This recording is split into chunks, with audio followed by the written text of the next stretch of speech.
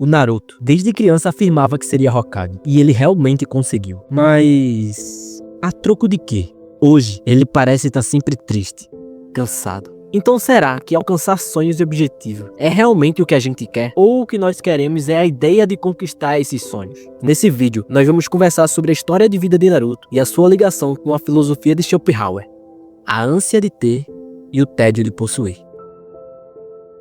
A verdade é que o Naruto é um exemplo de determinação e coragem. Tudo o que ele passou na sua infância, o preconceito, a perca dos seus pais, a falta de apoio dos líderes da vila, tudo isso fez ele ser uma criança muito solitária.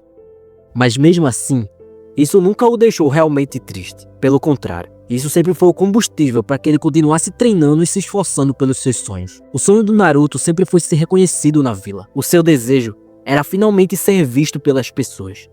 Não como um demônio, mas como alguém digno de respeito e admiração. A filosofia de Schopenhauer explica exatamente isso. A ideia da ânsia de ter e o tédio de possuir é uma ideia que descreve a vida como sendo uma oscilação constante entre o desejo de conquistar algo novo e o desinteresse que surge justamente quando você alcança aquilo que você tanto almejou. Todos nós, seres humanos, somos movidos por desejos incessantes. O desejo de ter um bom emprego, de comprar um carro e, inclusive, o mais forte de todos, o de ser bem visto pela sociedade, pois a validação social para nós, ela é mais importante do que tudo isso. Na verdade, o bom emprego, o carro, ele serve justamente para essa validação social acontecer. E dessa forma, dentro da sociedade, a gente ser bem visto e bem avaliado.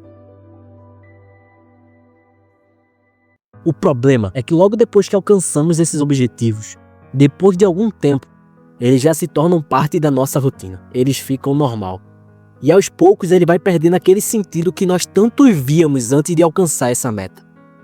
Então aquilo que era o nosso sonho acaba se tornando algo banal. E logo surge o tédio e a insatisfação. Esse ciclo acaba por criar um estado de insatisfação contínua. Pois aquela felicidade que a gente achava que seria eterna, ela não é duradoura. A vida humana está presa a esse ciclo. O ciclo onde o desejo de ter algo novo é intenso. Mas ao conquistar esse algo, surge o tédio.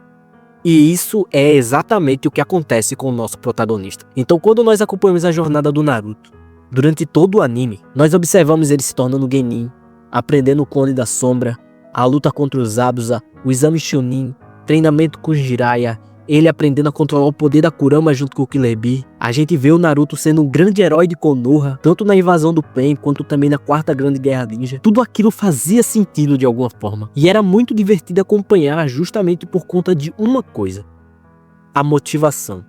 No storytelling, a motivação é o que mantém o espectador grudado em frente à tela. Então a motivação do Naruto era o que fazia justamente a gente ter o interesse de acompanhar a sua jornada. Sendo assim, a gente já assistiu o anime esperando que mais cedo ou mais tarde o Naruto fosse conseguir se tornar Hokage. Depois da invasão de Pain, quando toda a vila pega o corpo do Naruto e começa a jogar pra cima, todos comemorando a vitória, aquela cena ela é simplesmente emocionante. Eu gosto muito desse arco por conta disso, porque ali a gente percebe que ele está cada vez mais perto de realizar o seu sonho. As pessoas finalmente estão começando a respeitar o Naruto. E isso de fato acontece. Toda a convicção do Naruto em dizer que seria Hokage não foi em vão. Ele realizou os seus maiores objetivos de vida. Ele finalmente virou Hokage e também conseguiu salvar o seu melhor amigo do caminho da escuridão. Mas e agora? O Naruto ainda tem muita vida pela frente. E pelo que parece, não existe mais motivação para ele. Ele tem talvez a vida dos sonhos. A vida que ele sempre sonhou. Ele tem um bom emprego, ele tem o reconhecimento da vila, ele tem uma família, tem amigos. Ele conquistou tudo que ele nunca teve na sua infância. E mesmo assim, ele tá triste. Ele tá sempre cansado e acaba não dando nem a atenção necessária para sua família. O Naruto, ele tá apenas sobrevivendo. Mas o que isso nos diz sobre a real natureza dos nossos sonhos e conquista? Schopenhauer nos ajuda a entender que esse ciclo da ânsia de ter e o tédio de possuir, ele é uma armadilha para nossa vida. A gente corre atrás daquele objetivo que parece ser a resposta para tudo. Ser reconhecido, ter sucesso, mas quando chega lá, bate o vazio. No caso do Naruto, ele passou a vida inteira sonhando em ser Hokage. E quando conquistou, ele percebe que o peso de ser o que ele sempre quis ser é enorme. A responsabilidade, o cansaço, a solidão, tudo isso nos mostra que o sonho realizado, ele não é a garantia de uma felicidade eterna. Mas o que a gente pode aprender com Naruto é justamente isso. Que a felicidade e o sentido da vida não estão só nas conquistas externas, mas no processo. Todo o caminho a ser percorrido, ele deve ser valorizado e vivido intensamente. Afinal, depois de percorrer esse caminho, ele fará parte da sua história. E nunca mais você passará por ele novamente. Então vamos aproveitar mais essa jornada e esse processo. E quando eu falo isso, na real eu tô falando isso pra mim mesmo. O sentimento imediatista de que temos que conquistar tudo o mais rápido possível é cruel. E nesse caminhar acelerado de tentar o mais rápido possível garantir o nosso futuro, acabamos por perder alguma das possíveis vistas mais lindas da nossa história. Situações que definitivamente não vão voltar. E tudo isso acontece porque a nossa ânsia de ter é maior do que a satisfação pelo que nós já temos. E aí eu pergunto, o que a gente pode fazer para não ficar preso nesse ciclo de sempre querer mais e mais? Uma possível resposta para isso é justamente a busca pelo equilíbrio entre o desejo e a aceitação. Se nós ignorarmos o desejo e começarmos a viver sem expectativa, sem um desejo de evoluir, pode ter certeza que vai dar merda. E daqui a 10 anos estaremos exatamente no mesmo lugar. Mas nós precisamos entender que é necessário aceitar que a vida tem dessas oscilações. Ela tem desses altos e baixos. Então, por conta disso, devemos sempre cultivar a gratidão pelo que nós já temos. Valorizar as pequenas vitórias do dia a dia. E entender, existe beleza e felicidade em todas as coisas chatas que acontecem na nossa rotina. E esse é o problema do Naruto. Ele não consegue se sentir satisfeito com o que ele conquistou. Não dá muita atenção para a família. O ciclo da insatisfação pode acabar afetando diretamente as relações pessoais de forma muito negativa. Quando você vive em um estado constante de insatisfação, acaba que por muitas vezes você espera que os outros preencham a sua necessidade e os seus desejos. E isso pode gerar ressentimento e tensões nessas relações. E isso tem uma ligação direta com a baixa autoestima, com a insegurança e com os traumas. Tudo isso acaba por ser projetado nos relacionamentos, dificultando a comunicação e a conexão verdadeira com a outra pessoa. Lembra que o Naruto não sabia diferenciar o seu amor por Lame com o amor que ele sentia pela Hinata? Então, o gostar de uma comida para ele tá no mesmo grau sentimental de gostar de uma pessoa. E isso era consequência direta da falta de afeto durante toda a sua infância. Hoje em dia, embora ele tenha melhorado um pouco, ele continua sendo essa pessoa que não sabe demonstrar afeto direito. Muito motivado também por conta do tédio no seu ambiente de trabalho. A insatisfação em outras áreas da vida, como por exemplo a profissional, ela também pode refletir diretamente para os relacionamentos pessoais, causando justamente a irritabilidade, o distanciamento emocional e os conflitos frequentes que a gente vê justamente na relação entre Naruto e Boruto. Pois a pessoa insatisfeita tende a se tornar mais reservada, o que pode fazer com que ela tenha problemas de comunicação dentro de casa, prejudicando assim a qualidade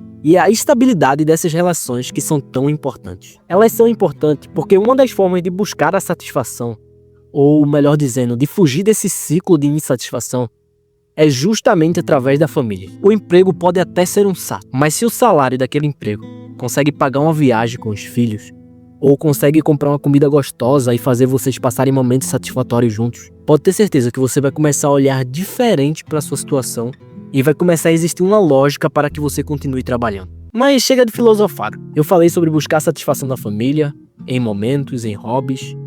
Mas tudo isso gira em torno de uma coisa muito específica. Nós estamos falando sobre alguém que conseguiu chegar lá. Com muito esforço, o Naruto se tornou Hokage. E agora ele precisa arrumar outras formas de motivação e de felicidade. Mas e quem ainda não conquistou nada? Quem ainda está no momento apenas da ânsia de ter, mas que ainda não teve o privilégio de viver o tédio de ter conquistado algo na sua vida?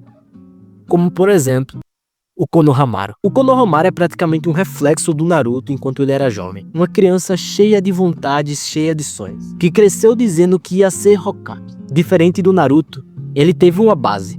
Ele teve uma infância legal, teve pessoas que lhe apoiavam, teve amigos, mestre, mas mesmo assim, parece que ele não conseguiu alcançar nem metade do brilho que o Naruto teve na sua juventude. E isso gera frustração. Essa comparação constante é o outro tipo de prisão existente. Porque a ânsia de ter não é só sobre conquistar algo, mas é sobre conquistar algo que pareça grande o bastante aos olhos dos outros. Não sei se vocês estão me entendendo, mas muitas vezes os nossos objetivos têm muito mais a ver com os outros e como vão nos olhar do que com a gente propriamente dito. Aí o Konohamaru, que também sonha em ser Hokage, olha pro Naruto. Cara, o Naruto virou um herói de guerra. Salvou a vila e ainda por cima conseguiu virar Hokage. Como que compete com isso? Como é que você vai se sentir que tá indo bem se o seu parâmetro de sucesso é um cara que literalmente mudou o mundo ninja? Hoje em dia, em Boruto, o Konohamaru já tem uns 27 anos de idade, pelo menos foi o que o Google disse. O Naruto, quando se tornou o herói da Grande Guerra Ninja, tinha 17 anos. E embora eu esteja olhando para um anime e esses personagens sejam personagens fictícios, é muito interessante pensar nessas coisas. Porque hoje em dia na internet a gente também tem muito disso. Nós vemos vários jovens que estão ostentando a vida perfeita. E muitos deles, inclusive, vieram de baixo também. E venceram através da arte. Rapidamente conquistaram fama, dinheiro e até o tédio da conquista. E aí é que bate a ansiedade, o sentimento de insuficiência. A pessoa sente que nunca tá boa o bastante, porque no fim ela tá olhando demais para onde os outros chegaram e acaba esquecendo de valorizar o próprio caminho que ela está trilhando. O Konohamaru representa exatamente isso. Ele é um ninja promissor, mas que vive à sombra do Naruto. Alguém que já realizou tudo e fez isso com muita pouca idade. A questão é que mesmo se o Konohamaru tiver um bom desempenho, sempre vai parecer pouco se comparado com o Naruto. E olha que louco. De certa forma, o sofrimento nasce a partir do desejo. E o desejo nasce a partir da comparação. Se você nunca tivesse visto alguém com algo melhor que o seu, talvez nem sentisse a necessidade de ter aquilo. Mas o problema é que a gente vive sempre se comparando. E aí entra o tédio de possuir e o tédio de nunca possuir. Na real, eu nem sei se isso tá correto filosoficamente, mas vem seguindo o raciocínio que tá legal aqui o que eu escrevi. Mas aí a gente precisa parar e pensar. Existe quem chegou e tá triste. Existe quem ainda não chegou e se sente frustrado. Eu não tô dizendo que o Konohamaru tá frustrado, tá? Isso nunca foi dito no anime, mas dentro da mensagem que eu quero passar aqui com esse vídeo, é mais ou menos isso. É um desvaneio meu aqui. Mas no fim das contas, o que sobra? Exatamente.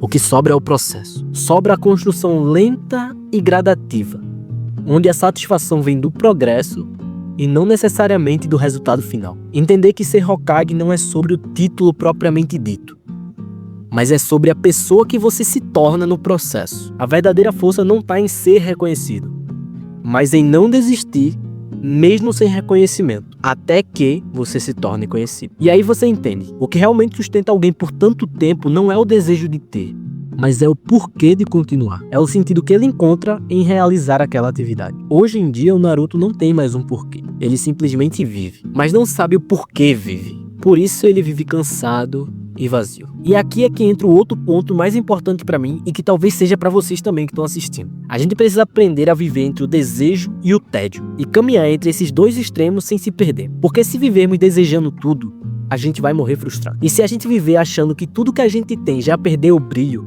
e não tem valor algum, a gente vai ser alguém completamente ingrato e chato pra caramba. Então talvez o segredo não seja parar de desejar, mas aprender a desejar com equilíbrio. Coloque objetivos que te empolguem, mas não te destruam.